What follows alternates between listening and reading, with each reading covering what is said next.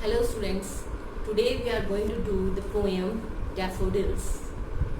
Daffodils is a poem written by William Wordsworth. William Wordsworth, as you know, is a nature poet. He's a lover of nature. And all of his poems gives the idea that we should make a link with nature, we should relish nature, and nature is the source of eternal bliss. Nature gives us never-ending joy. To make this point clear, because if this point is clear, you will understand each of his poem very clearly. It will be an effortless poetry, because this point, the point that nature, the beauties of nature are the source of eternal bliss. प्राकृतिक सुंदरता हमें सदीवी सुख, हमेशा रहने वाला सुख प्रदान करती है. इसको मैं क्लियर करना चाहती हूँ. उसके लिए आप एक छोटी सी मेडिटेशन टेक्निक मेरे साथ करेंगे 2 मिनट की, लेकिन आपको हमेशा के लिए वर्ड्सवर्थ की पोइट्री क्लियर हो जाएगी. आप सब बच्चों ने बेटा, you have already have seen something very beautiful.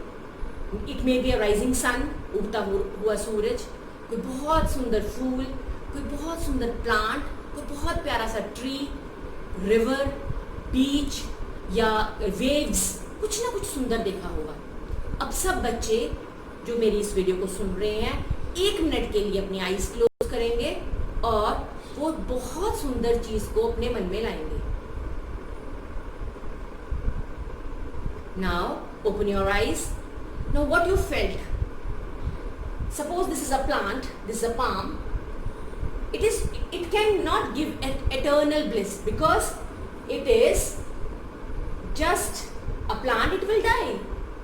Then how Wordsworth say that it can give us eternal bliss? Because this plant can wither, this plant can die, but the sight, when you enjoyed this plant, when you saw this plant, and after that, after 20 years, after 30 years, when you just lie down, you will close your eyes and you will see with the internal eye, अपनी अंदर की आंख से जब इसी plant को दोबारा देखोगे, it will give you the same kind of bliss which it gave you the once. पहली बार देखकर जब आपको फील हुआ, वही खुशी आपको बार बार सोच के मिलेगी, बार बार सोच के मिलेगी. तो आपको क्या करना है, जब भी प्राकृतिक सुंदरता को देखना है तो उसको फोटोशूट में नहीं लग जाना, उसको अपने मन की आंख में उतारना है. यही वर्ड्सवर्थ का सेंट्रल आइडिया है डैफोडिल्स का. Let us now go to this poem. I'll give you an incident. It's just an incident. Wordsworth moves like a cloud. He is just wandering and he sees daffodils, and this is a small incident. This poem is an incident. एक छोटी सी घटना है, किस प्रकार उसने daffodils देखे और उसे अभी तक, कभी देखे होंगे, अभी तक उस सुख वो प्रदान कर रहे हैं. Let us go through this poem. I wandered lonely as a cloud that floats on high over vales and hills, when all at once I saw a crowd, a host of golden daffodils, beside the lake, beneath the trees, fluttering and dancing in the breeze. So the poet is saying that I was wandering like a cloud. Have you seen cloud wandering? बादल को देखा है? कभी उसका कोई set pattern होता है, कोई यहाँ से निकलना है फिर इधर को मुड़ना है, नहीं. He's just wandering, and he was also wandering like a cloud, aimlessly, just enjoying the beauties of nature. और एकदम से क्या देखा उसने, जो क्लाउड कैसे हिल्स और वेल्स में से घूम रहा होता है ना, बादल जा रहे होते हैं वेल्स के ऊपर से, हिल्स के ऊपर से, उसी तरह वो भी जा रहा था. और एकदम से एट वंस सडनली उसने क्या देखा, a host of golden yellow coloured daffodils. It was plenty of, बहुत सारे डैफोडिल्स फ्लावर्स उसने देखे. और वो क्या कर रहे थे, कहाँ पे थे, पहले तो beside the lake, beneath the trees. आपको पता है जहां भी कोई रिवर होती है तो क्या होता है, साथ में ट्रीज लगे होते हैं, और ट्रीज की शेड में वो डैफोडिल्स है. See how the picture is so clear to him. Trees के नीचे और रिवर के साइड में वो बहुत सारे इन थाउजेंड्स इकट्ठे एट वंस उसने देख लिए. Next paragraph. Continuous as the stars that shine and twinkle on the Milky Way, they stretched in never-ending line along the margin of a bay. 10,000 saw I at a glance, tossing their heads in sprightly dance. So they were shining like stars. Those beautiful golden colored flowers, they were shining. वो चमक रहे थे जैसे तारे चमकते हैं. तारे तो रात को चमकते हैं, वो दिन में चमक रहे थे. और नेवर एंडिंग लाइन.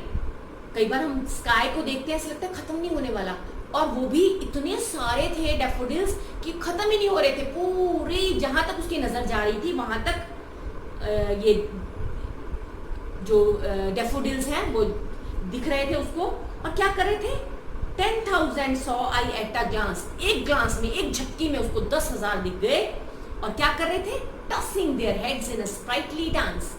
ब्रीज के साथ, हवा के साथ अपने हेड्स को डांस कर रहे थे. See how the flowers are so animate for the, they are so lively for the poet. उसको कितना कैसे लग रहा है कि फ्लावर्स डांस कर रहे थे. Next paragraph. The waves beside them danced but they outdid the sparkling waves in glee. A poet could not but be gay in such a jocund company. I gazed and gazed, but little thought what wealth they show to me had brought. अब जब वो नाच रहे हैं तो उसके साथ waves भी नाच रही हैं, और वेव्स के साथ पानी भी खुश हो रहा है, और हवा खुश, डैफोडिल्स खुश, डैफोडिल्स के साथ वेव्स खुश. And poet says how can he not be happy in the jocund company. इतनी सुंदर कंपनी में वो खुश क्यों नहीं होगा? तो इतनी प्रकृति इतनी सुंदर, इतनी खुश है, तो वो भी उसके साथ इस जोकन कंपनी में वो भी बड़ा खुश है. आई गेज्ड एंड गेज्ड. और वो देख ही जा रहा है, वो देख ही जा रहा है कि क्या वेल्थ वो मेरे को दे रहे हैं. ये सुंदर फूल मेरे को क्या धन दे रहे हैं. ये धन, it's not a materialistic wealth, it's giving him peace. Nature always gives you peace, and the wealth they show me had brought. ऐसा धन दे रहे हैं जो उसका हमेशा eternal joy दे रहे हैं. और next paragraph. और बेटा मैं आपको सबको कहूंगी, this paragraph you should learn by heart, because whenever you, this is the aim of Wordsworth. What is the last paragraph? For oft when on my couch I lie, in vacant or in a pensive mood, they flash upon my inward eye, which is the bliss of solitude. And then my heart with pleasure fills and dances with the daffodils. For oft, often, अक्सर क्या होता है? When on my couch I lie, जब मैं लेटता हूँ vacant, आराम से, vacant mood में, pensive mood में आराम से मैं लेटता हूँ, और कभी कभी वही दृश्य मेरे को दोबारा दिख जाता है. और जैसे ही वो दृश्य दोबारा दिखता है, दोबारा वो मेरे को बहुत सारी खुशी दे देता है. दोबारा मेरे को उतनी ही खुशी देता है जैसे पहली बार देखने से मिली थी. और फिर क्या होता है? Bliss of solitude. अकेलेपन का एक ही ब्लिस है, एक ही खुशी है कि आप अपनी मेमोरीज को, अपनी पुराने बीते हुए दिनों को सोच के खुश हो जाते हो. This is the only thing you can be happy with, and this is a really one of my favourite poem. So I am sharing with you. So please learn from this poem. Yes, there are many technicalities also, like the rhyming scheme. See, the rhyming scheme of the poem is cloud, hills, crowd, daffodils, trees and breeze. So the rhyme scheme will be A, B, A, B, C, C. These are the technicalities, the rhyme scheme, and there are many figure of speech also. We can discuss this later in next video, but the first thing I want to make it clear to you, मैं आपको सीधे बताना चाहती हूँ कि Wordsworth daffodils में क्या कहना चाहता है. और वो अपनी हर पोएम में यही कहना चाहता है कि जो नेचर है वो हमें बहुत खुशी देती है अगर हम उसको ध्यान दें.